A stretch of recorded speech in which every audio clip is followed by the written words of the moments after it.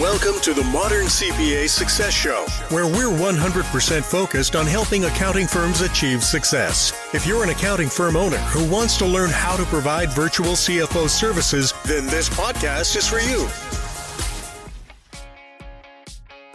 All right, welcome to today's podcast. Today, Adam and Jamie from Summit are joined by Tom Barrett from Navigate the Journey.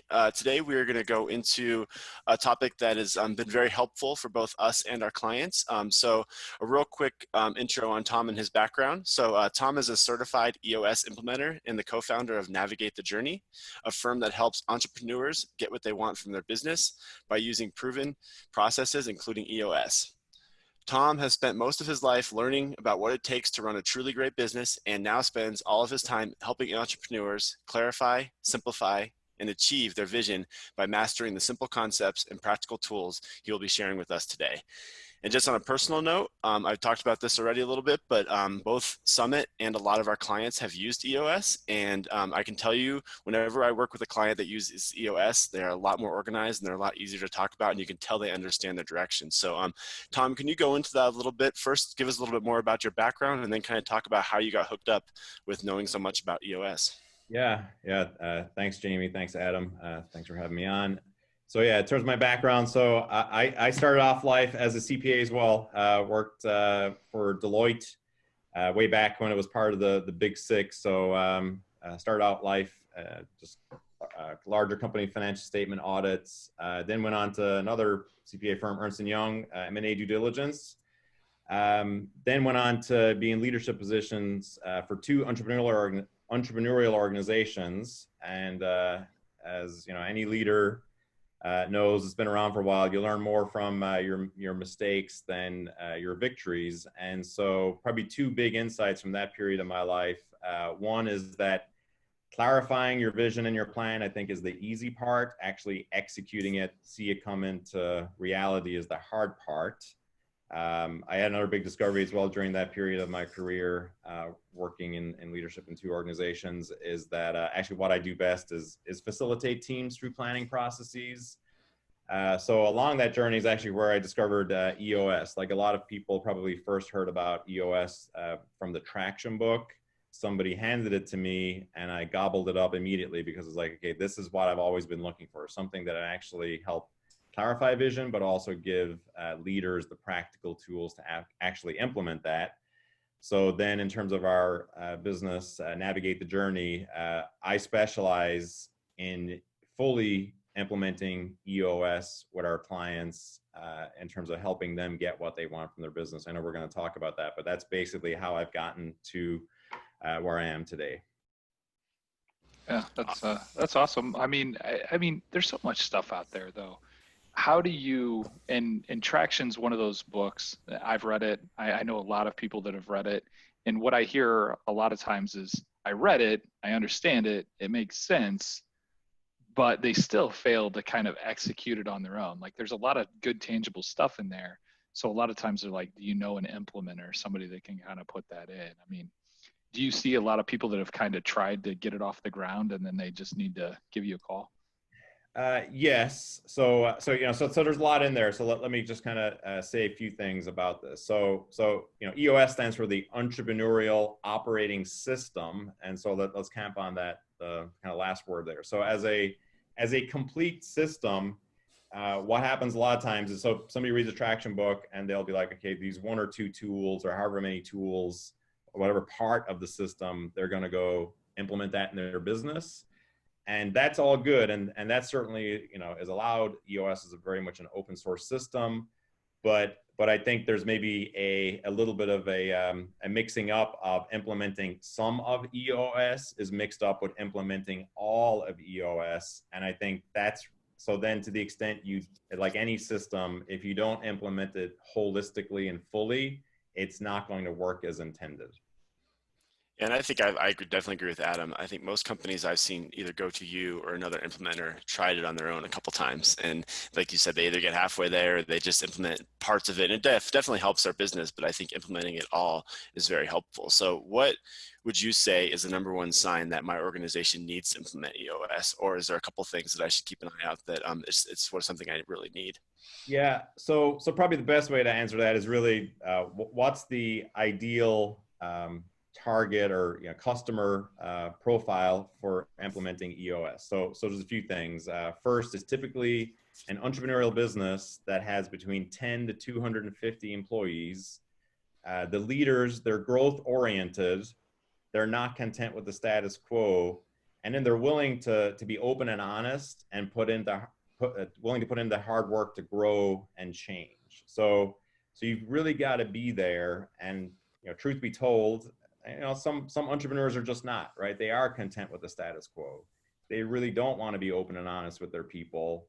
They don't want to make hard decisions in terms of growing and getting better. So you've really got to fit in that first category of what the ideal profile for actually fully implementing EOS is. So do you often go into onboardings or into that first week of EOS, and do you find companies that thought they needed it, and you find one of those things that just is not there, and you're like, guys, this probably isn't best for you. Maybe this would work better. Yeah. Great question. So we have a concept called the EOS process, and the very first step in that process is what we call a 90-minute meeting. So typically how this happens is I get connected with typically the owner of an entrepreneurial business and just have kind of a quick conversation about what EOS is like. And then if they like what they hear, the next step is setting up this 90-minute meeting with their leadership team, with the team of key leaders they would bring through all the EOS sessions. And so in that 90-minute meeting, that's really where I unpack, my background, the EOS model, the key tools, what implementation looks like, actually tell them what that profile I just told you earlier in terms of what the ideal profile for implementing EOS is. And so that team gets a good preview, and that's a no obligation 90-minute meeting. And that's where they get to decide, okay, are we going to start down this road of fully implementing EOS? And if they don't, that's fine. But if they do, they should know ahead of time what they're getting themselves into. Speaking of which, I guess I think a lot of times failure to launch is just because it seems overwhelming. What does the time commitment look like for something like that? If I'm your customer, what are you telling me? What do I have to do? How much time do I have to put into this? Yeah. So great question. So if you use an outside implementer, and if you're going to do it fully on your own, it's probably going to look like in the first 12 months, about 5 full day sessions. So if you use an outside implementer over the first 60 days, you're going to have 3 full day sessions. So you are going to have that time with your team. There is homework and things like that in between, but overall, I would say any time that you spend working on EOS tools, you're going to save that time and more because of how EOS is making your team better. So I think net-wise, time-wise, you're going to come out ahead, even though probably at the beginning, yes, there probably is a little bit of, you're spending more time, but certainly 3+ months in, you should be saving time. So is there a lot of homework for me, or is it those are working sessions and we can get most of that kind of worked out during those full days? Yeah, it's the latter. So the homework is relative. Is really most of the value is delivered in full day sessions, 8 a.m. to 5 p.m. kind of sessions. And the homework really, is actually the most out of the first session and then decreases, but it's relatively really not that much. And frankly, so like in the first session, one of the big pieces of homework is what we call the accountability chart. And even though we make great progress in the first full day session, there is iteration that needs to be done. But, that's the kind of work that just always needed to have been done. And then once you actually invest that time, get that clarity, you're going to make things so much better for your team that, again, it is just, it's just homework that's time well spent. I think that's a super powerful tool. I talk about it all the time. I mean, that's kind of definitely a lead into, the power of EOS. I think that just defining that accountability chart was so eye-opening for us at Summit CPA. It not only like gave us a clear path forward to know, to go to individual people and say, hey, you have to own A, B, and C, but it also gave us a roadmap for how we were going to grow and not only what we were going to grow to, but how we were going to get there, which was really eye-opening. I mean, we always had it in our head, kind of how we were going to just naturally do it, but being able, just like a financial forecast, being able to kind of map that out and just know, you know what, that's kind of two different lanes. We need to break that up. I mean, Tom, you helped us, and my partner and I and Jamie got into the accounting director role because we were kind of like, I feel like I'm more of like an accounting director and he's more operating like a COO instead of the CEO and COO. And in order to do that, I need somebody to own these portions of the roles. And that's how, we selected Jamie for that role. Yeah. And actually, the accountability chart is essentially the first tool we start out with in EOS, right? So before we actually get on to clarifying what the vision is, we clarify what is the right and best structure to take the organization to the next level. And that actually is rooted in a concept we call hitting the ceiling, because the journey of most entrepreneurs, right, is that usually it's like them, maybe by themselves, we're a freelancer, started hiring some people, just figuring everything out on the fly. And then next thing, 5, 10, 15 years later, they wake up and, they're signing 30 paychecks twice a month. And now they're running a real business, and that kind of fly by the seat of their pants approach no longer works.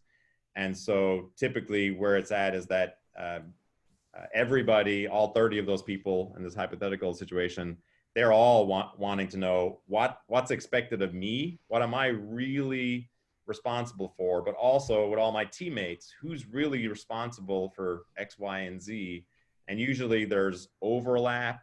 And we say when there's 2 people are responsible, nobody's responsible. So we clean up a lot of that. So we're cleaning up duplicative effort, but we're also ensuring that, okay, with key drivers of the business, who really is responsible to drive that area. And so again, it is really actually revolutionary when you do the accountability chart properly. And it is a game changer from the beginning. So yeah, we appreciated you being so forceful with us, because like I said, Jody and I got some pretty strong personalities, and you're like, no, like you got to break that apart. Like, no, you got to break, so you really did that. And Jamie has been, even just personally in my life, has been just like one of the greatest achievements of Summit. Like being able to get him into that level has just meant a lot to me, both personally and professionally. So. Yeah, yes, I guess I need to thank Tom for my job right now. So, Tom, I appreciate you talking Adam into moving me up into the director role. So it's definitely appreciated. I'll have to send you my Amazon wish list. Yes, please do. But actually, yeah. So that's part of the benefit of using an outsider, right? Because because the outside implementer is going to come in, right, with the set of tools, be objective, not have a dog in the fight.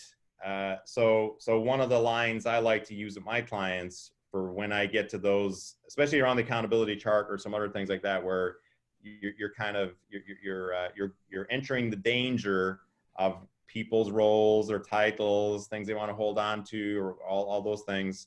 And so one of the lines I like to use with teams when it's clear that people are holding on to the past and not willing to act for the greater good, I say, hey, I'm just a dumb guy with a marker, but Jamie, what you're saying right now doesn't make sense to me, or Adam and Jamie, what you 2 guys are saying just doesn't make sense to me. So you got to explain it to this dumb outsider, because this is just not making sense. It doesn't seem right to me. So that is one of the big benefits of bringing in somebody from the outside, because at 5 p.m. when I leave, even if people are not happy with me to some degree, as long as I serve the team and the greater good of the business long term, that's what I'm there for. Whereas if you're an insider, and that's one of the reasons why it is more challenging to implement EOS on your own, because say if I was on the Summit CPA team, it would be a lot harder to have led those conversations, because Adam would be my boss, and I'm not going to say that same thing to my boss. Yeah, no, I agree. I mean, I think that obviously that's what we do for a living. So we believe in outside counsel. So it'd be kind of silly for us not to, recognize that whenever we need help in a specialty area. So you lead off. So each one of these day sessions, then, obviously they have kind of a theme or an objective for each one of them, just kind of move things along. So you start off with the accountability, and then you move into the vision and culture, in terms of team values. And so I'll tell you what, let me hit on two things real quick. So I'm going to answer that question second, but let me kind of back up one thing, to one place, because just in terms of the EOS model. So if you read the traction book, you're going to, this is a place to find out more about this. But so the EOS model believes that at the center of running a great entrepreneurial business, it's all about strengthening 6 key components. So the 6 key components are, first, vision, simply where are we going, how are we going to get there? People, it's about having great people, right? Because you can't achieve a great vision without great people. It's about data, having the right amount of predictive data that's going to give us a pulse on the business. Once you strengthen those 3 components, then all of your issues bubble to the top. The culture, the team becomes more transparent. And so we have an issues component. It's just about solving your problems, your challenges, and your opportunities at their root, making them go away forever.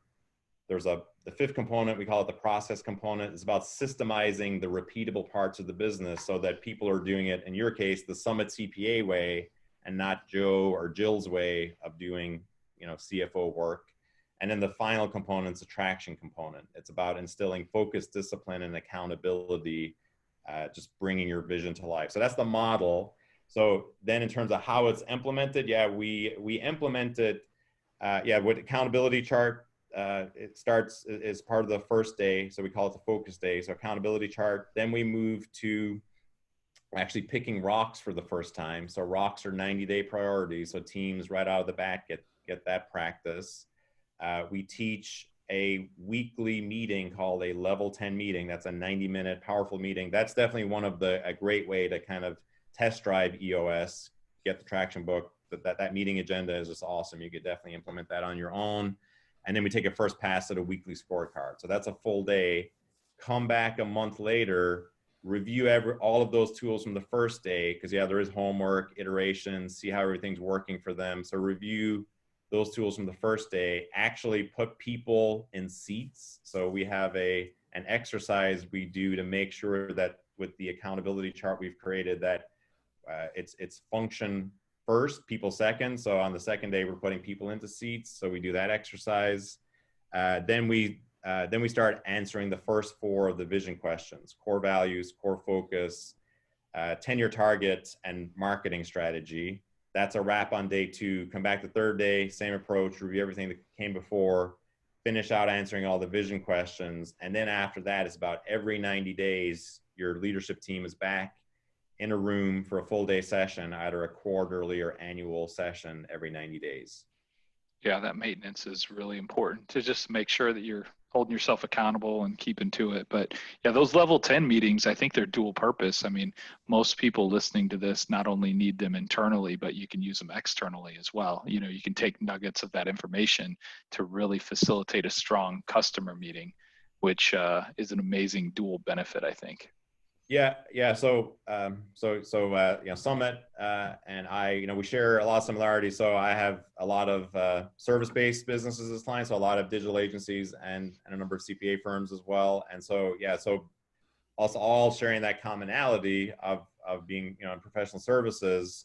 That is an added benefit of EOS implementation for like agencies or CPA firms, because not only can you use EOS to help internally make your CPA firm or your digital agency better, but you can take many of the same principles and apply them in the right and best way for how you help your clients. So I do see that, and certainly the level 10 meeting is one of those approaches that you can apply with your own clients. I think one of my favorite parts about the level 10 and EOS is the rocks. And I know you touched on that briefly, but I think it's really important. Obviously, I'm an accountant, so it's important for me to have goals and numbers written down and then track those goals. But can you dig into that a little bit, and like both the discovery process and identifying those rocks, and then tracking them and talking about them? Yeah. So what rocks are? So rocks are just simply 90-day priorities. In terms of how we set rocks in the EOS process, we have some context. So first we have your vision. So once we have that longer term vision clarified, there's always elements of the vision that are far off into the future. We don't have to do that until 3 years from now or whatever. But every now and then, some of those things we thought were 2 years out, no, this is the quarter we've got to do that.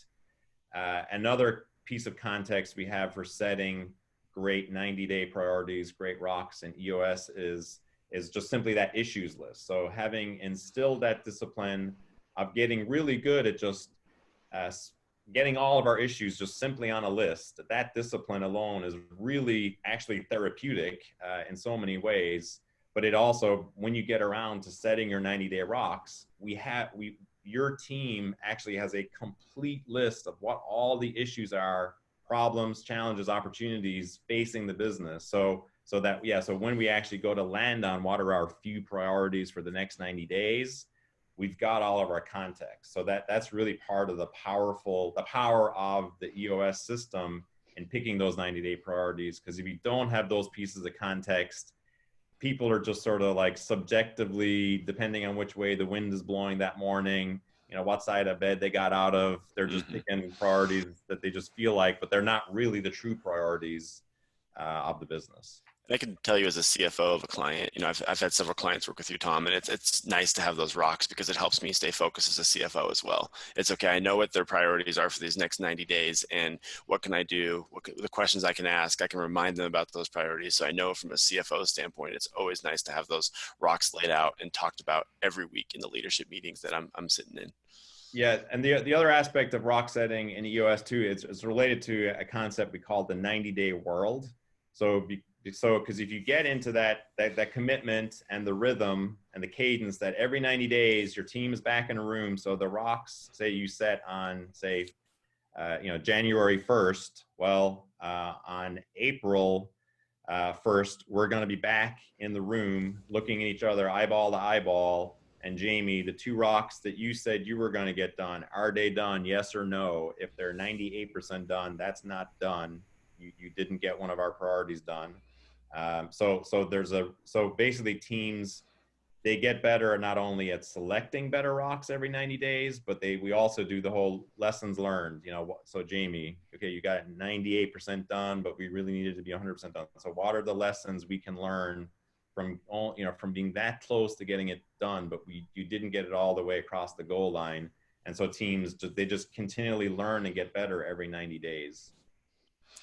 And I've been on the side of some of those failures where you are like 90 days in, you're like, we just haven't accomplished this yet. And being able to reflect on it, it's super helpful and helps you have that growth mindset of, I think we had these 2 rocks that were just way too big and we tried to accomplish them both at once and I was pulled in too many directions, and being able to reflect on that and be like, it probably would have been better just to focus on this one for 90 days, get it done, and then the next one for the next 90 days. So I know that reflection has always been really good for me at Summit for sure.